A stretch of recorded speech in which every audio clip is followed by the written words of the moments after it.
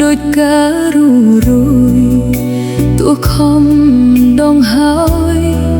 ស្រែកហើឈ្មោះថ្លៃអើយបងត្រឡប់ភ្ជាប់ស្នេហ៍ជាថ្មីបងអស់អាល័យហាក់ឬតែឈឺផ្សាគ្រប់អនុស្សាវរីយ៍អូនហើយនឹងបងយើងបានចងក្រងជាគ្រួសារបានបុត្រប្រុសស្រីលេថែរក្សាពេលនេះវេរាចង់ពីប្រឡ័យ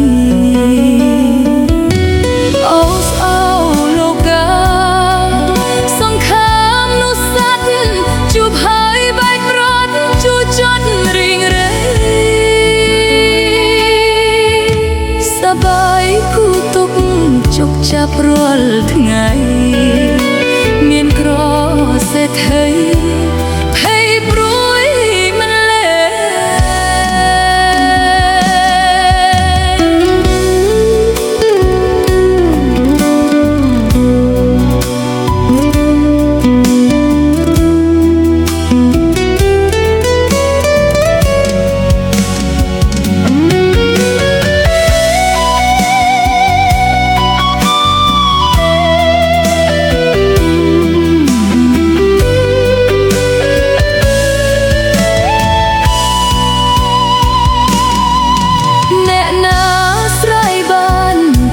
មិនមែនប្រា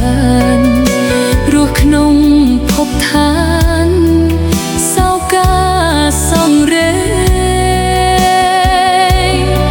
សូមបងបានសុខផុតទុក្ខចំបែងអូនសូមថ្លាថ្លែងជួនពរដល់ថ្លៃ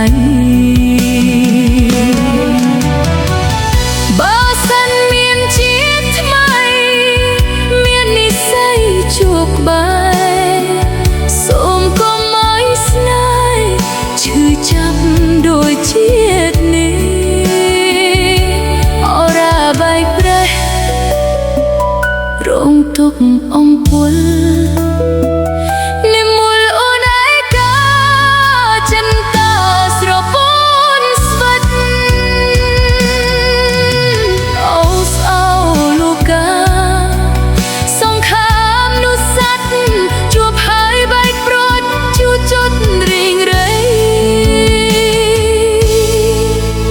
សបាយគូទុក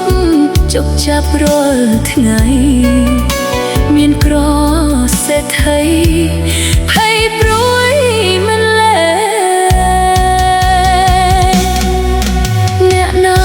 ស្រ័យបានប្រាណមិនមែនប្រាណរស់ក្នុងភពឋានសោកាសង្រេ